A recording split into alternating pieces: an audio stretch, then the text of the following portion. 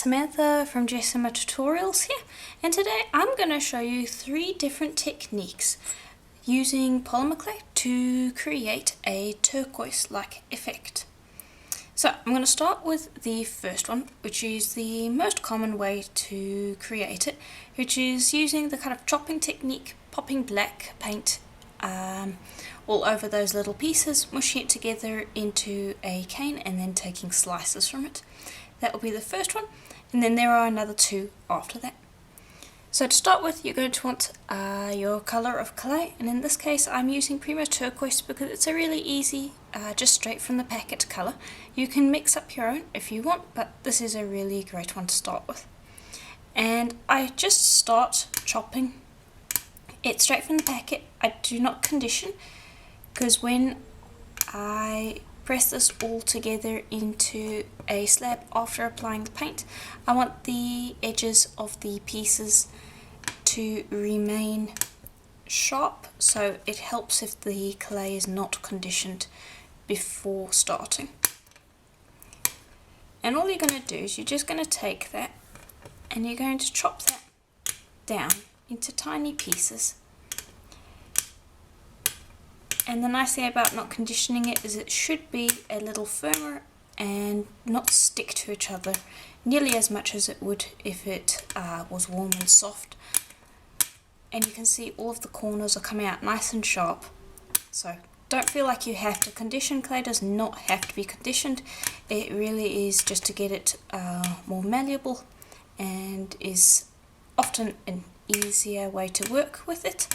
But if you want to use it in some techniques like this, conditioning it isn't necessary. Okay, and now that you've got those pieces all kind of chopped up, just run your fingers through it and just roll very gently to separate out any grains that are stuck together. Okay, and the next step is optional, you can skip it, but sometimes I like to apply some gold leaf to the clay so that we get a little bit of gold mixed into our piece. And you can generally just pop the sheet of leaf and then mix it through, and it will break up into nice little pieces without too much fuss. You just kind of roll that around to get everything stuck together. Okay. And now oftentimes you'll see people immediately pop the paint on and it makes a big mess all over the tile or whatever work surface you're using. I have a little trick to prevent all of that mess, and that's to simply grab a little plastic bag, place your clay inside the bag,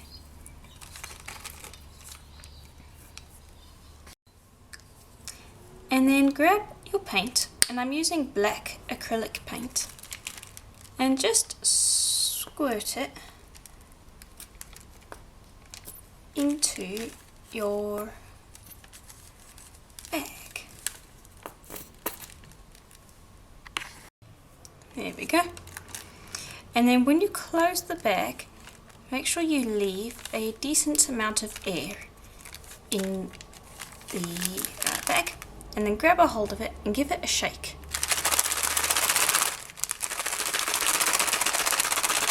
And this will evenly disperse the paint while keeping it in a contained area so that it doesn't create a mess. Okay. And then I'll grab a piece of greaseproof paper, and I'm going to tip the pieces out onto there to dry. And the nice thing also is that since you've kept the paint in the bag, you're always going to have a little bit of extra paint left. And so if you wanted to do some more turquoise, for instance, or you wanted to do something else that needed the paint, you could pop some more stuff in here and use the rest of the paint, so you use less paint, or less paint goes to waste ultimately if you use this technique. So I highly recommend it. But for this, just kind of disperse the pieces out and give it a little bit to dry. Generally it takes between 10 to 15 minutes to dry, and the drier it is, the better the next step of the process will be. Okay, and once it has dried, you can just tip it off the paper. There might be some specks of paint that's still a little wet, but for the most part it should be dry.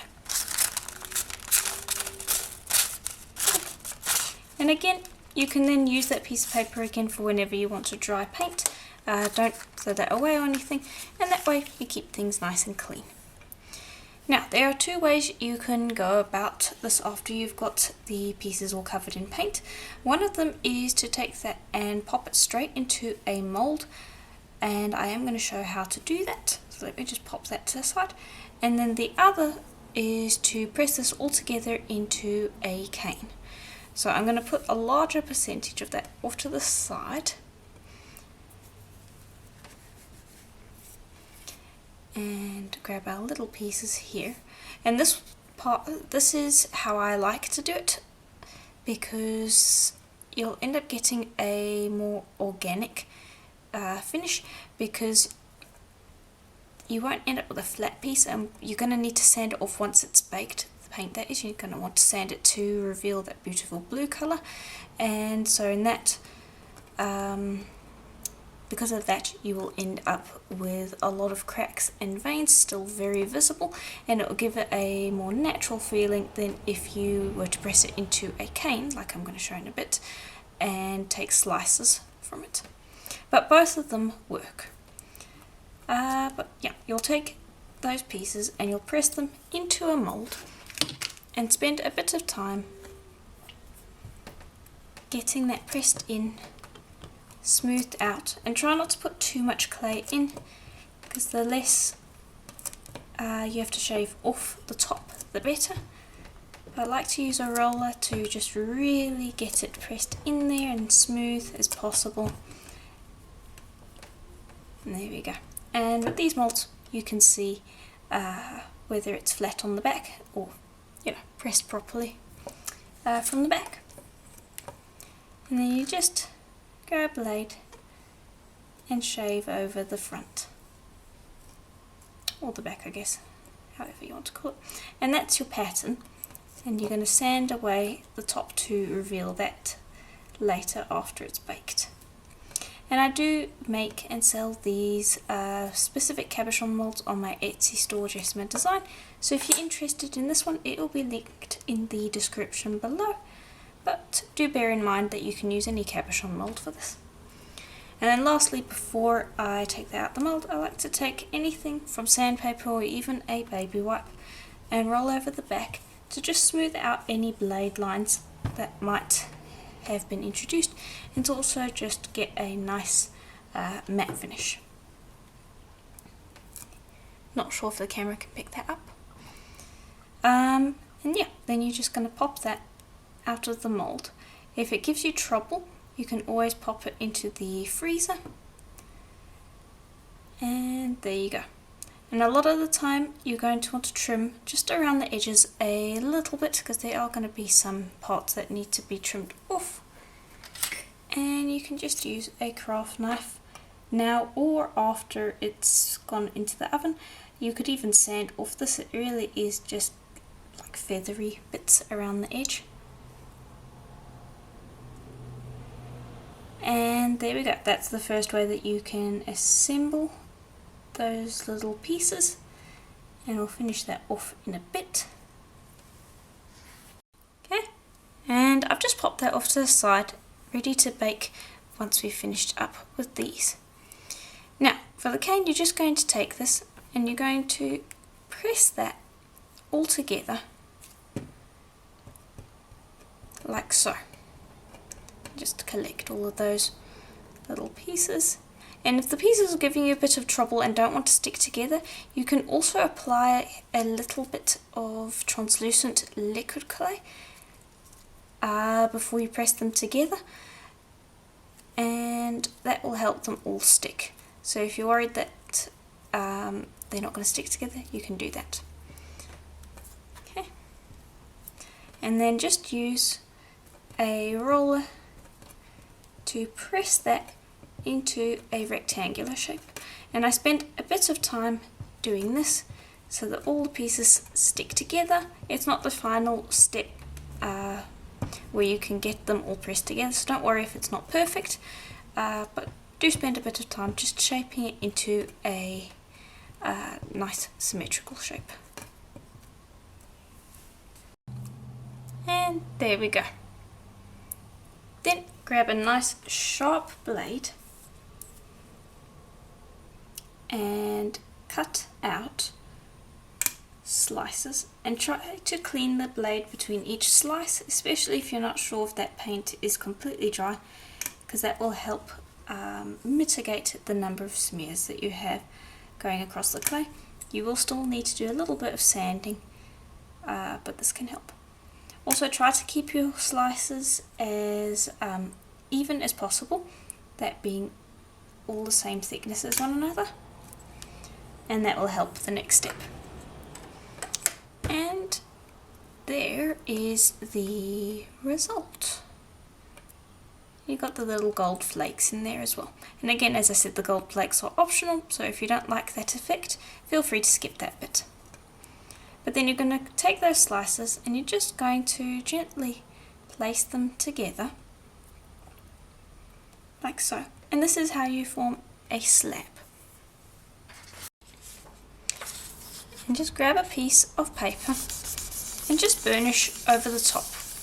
And this is going to smooth and press those pieces together into one solid piece of clay that you can then cut out whatever pieces you want. And you can even use a roller.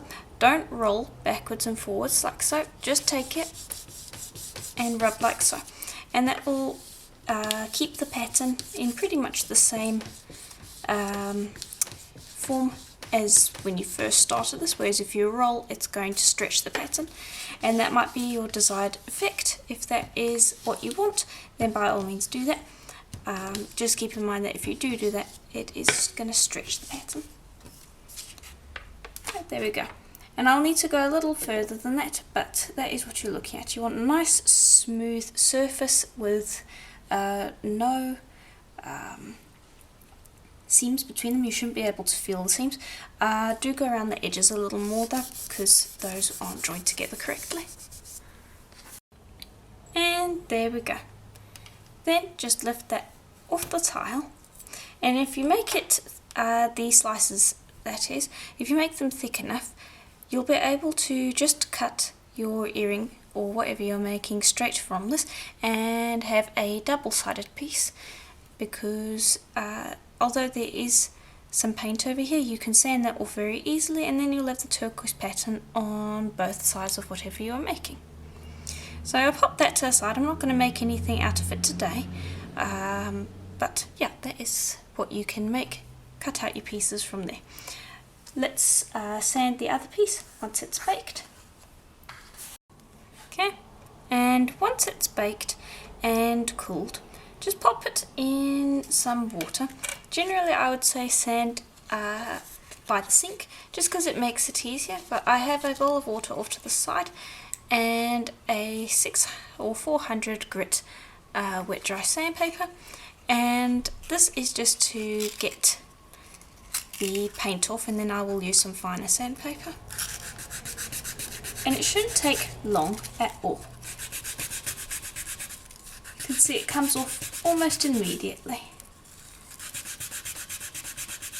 and this is always a fun process because it's really fun to see how it comes out each time, because you don't know what the pattern is going to look like until you sand that paint away. And I'm going to show you how different it looks in comparison to the slab that we made just a bit ago.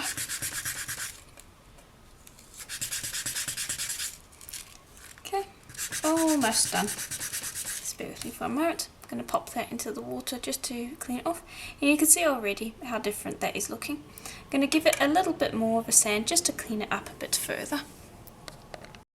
Okay, and there we go. That's how it looks after I've done a little bit more sanding.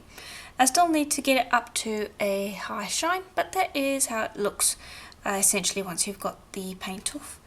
and you can see what a difference that has. The pieces have a little bit more of a rounded effect, and it actually looks like they've really been pressed into one another, which is what happened when you popped it in the mold. You can even see on the back that it looks different, and I'm not sure how well the camera can pick it up, but you can really see the grooves left in the clay. That just makes it look a lot more stone-like than this, for instance, and this is just personally how I prefer it. I just like the effect more. Let me know in the comments which one you prefer more, as it is a personal preference obviously. But I'm going to sand this a little more, show you how it looks, and then we're going to move on to the second technique. And that is how it looks once it is sanded and buffed. And so yeah, that is it for the chopping technique. Let me know what you think of it in the comments below, and if you have enjoyed the video so far, consider leaving a like and subscribing, as I do videos like this every single week. It helps more than you know. But with that, let's move on to the next technique. Okay, and on to the second technique we go. Now, this one is where you're going to need a silk screen that has kind of a veiny design, the sort that imitates the black stripes or streaks in a piece of turquoise. This is the silk screen that I am going to be using, but if you can find one that looks similar, then by all means go ahead and do that as well. And the clay that I'm using, instead of just the normal Primo turquoise, I'm going for the Primo graphite turquoise. I believe that's what it's called. Let me just actually double check that. The colour is turquoise granite. That's what it is. And I've just rolled that out, conditioned it, and what you're going to do is grab your silk screen, apply that, just burnish it on. And then I am going to be using a mix of black and burnt umber paint. Also, if you're looking for an acrylic paint to use while silk screening, I highly recommend this brand. I've been using it for years. It works really well. It's not too thick, not too thin, just works very well. And I'm just going to apply dots of paint across the screen. And this is going to give a kind of blotchy effect once you've swiped the paint through.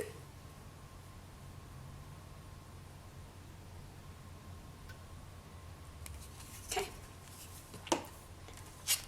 Then just grab a little card.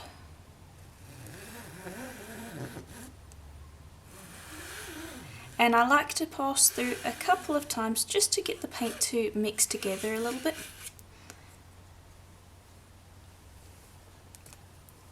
And then lift.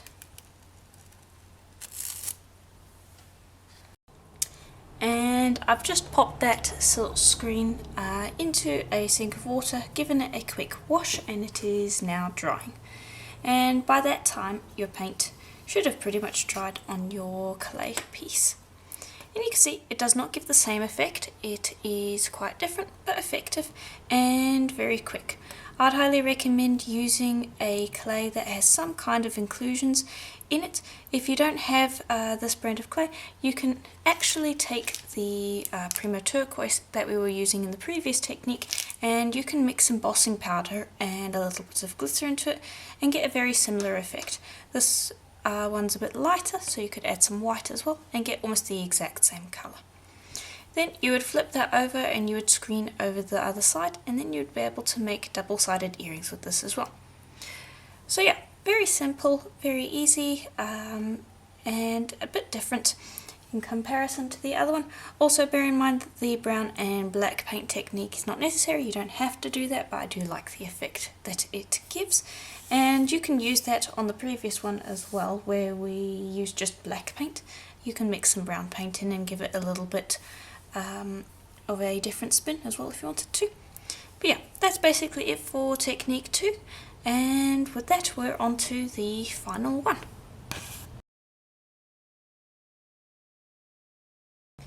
Okay, And for the final one, this one you're going to be creating almost a Mukumegane-like effect. It's not going to be quite as complicated with all of the layers and such, but it is very similar. So I'm going to be using the turquoise Prima color again, and you're going to want to grab a pebble stamp of some sort. This is the one that I'm using, and you want it so that once you stamp it into the clay, the pebble part of the texture is raised. But any pebble texture will work for this. Again, this is one I do sell on my Etsy store, Jessima Design. If you are interested, there'll be a link in the description below. But to start off with, you're going to want to brush some cornstarch, or drop a little bit of water onto the clay to prevent it from sticking in your texture. Either one will work, and I do also like to brush off the texture with a little bit of cornstarch. Better safe than sorry. And then I'm going to just give that a good texture, and I always use my fingers. That's just my preferred method, and I start from one side of the texture and work my way forward, making sure they don't trap any air bubbles. You can of course use a roller. This is just my preferred method, but you want to just get a nice deep clean texture.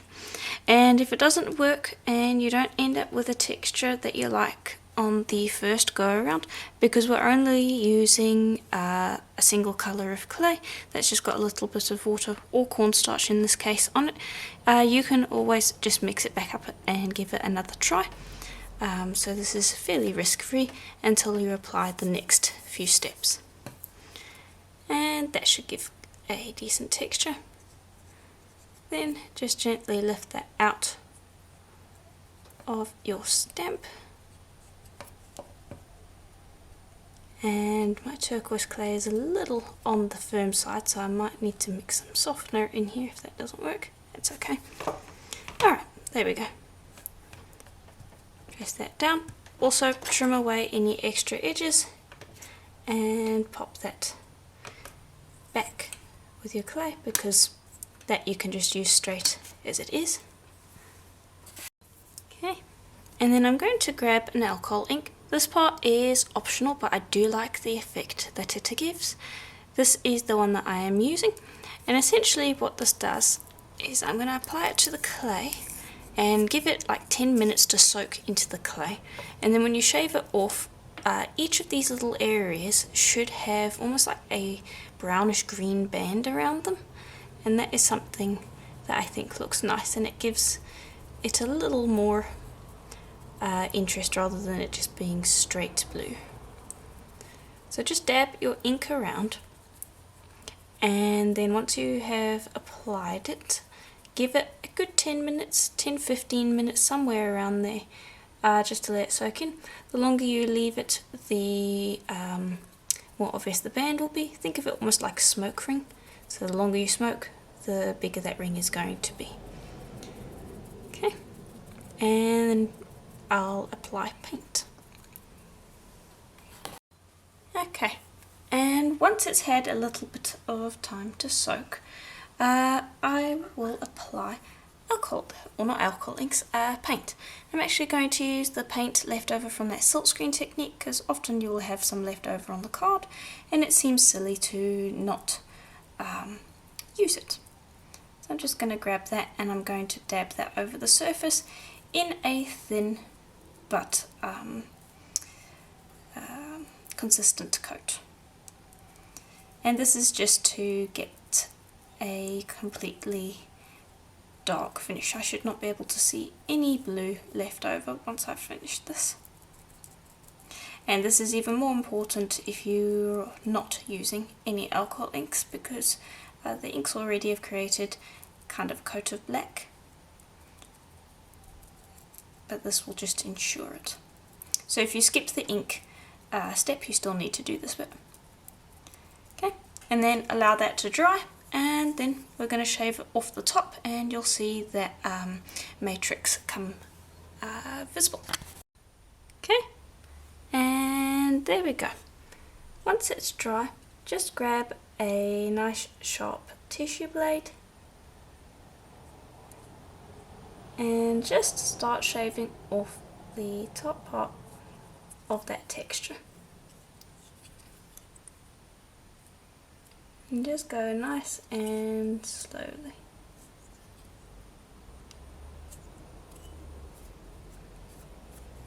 It's giving me a little more trouble than I would like.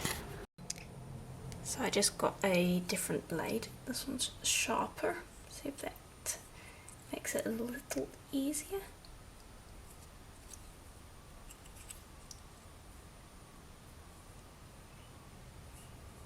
There we go, that's a bit easier. It can be a little tricky because the paint's a little funky. But you'll see the effect is well worth it in the end. And you might need to clean off your blade between shaves, just because the paint can kind of gump up the blade a little bit and make it a little tricky to cut, like you can see there. So I'm just going to give that a wipe between sessions. And just keep shaving off. And keep all of these little pieces because those you can apply to the back. They're all useful. They won't go to waste. Just continue shaving. And I'll show you how it looks when that's done.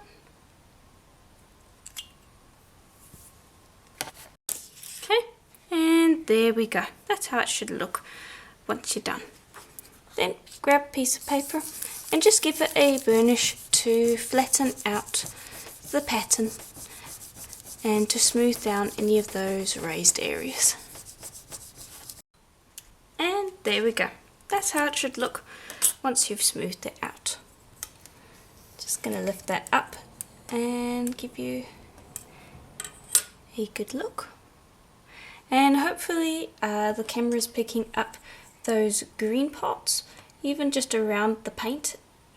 You can see the green bits. That's the alcohol ink ring that's showing up. And the longer you let the clay sit, the more prominent that ring will become. So it depends on how much you want it to show up. Leave it longer if you want more. Leave it for a shorter amount of time if you want less. But I'm just going to flop that onto its back. And I'm going to apply those little bits that I kept as well, because that creates a nice pattern as well. All you'll do is grab those, place them down, and just make sure that you've got them so that it's the blue side showing and not so much any black parts. Like over here, you want to just make sure that that's flipped over the right way around. And then once you've applied all of them, then give it a burnish as well, and you will have a double-sided piece as well.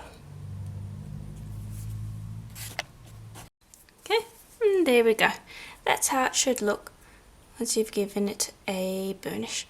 And you can see it's quite a different pattern from the one on the front, and it looks quite nice. It's a different way to use those little scrappy pieces. But yeah, that is pretty much it for the final technique. So let me know in the comments below which one you preferred, because they're all quite different from one another and they give different results each time. So I'll just bring all of those over. But yeah, let me know in the comments below which technique you preferred, which ones you would give a try yourself. And if you liked the video and the content that was in it, please do consider giving the video a like and subscribing. And if you have suggestions for future tutorials that you would like to see, leave them in the comments below. I read each and every single one of them, and I love you guys' suggestions. You always have such great ideas. And again, thank you for watching the video, and I will see you in the next one. Bye for now.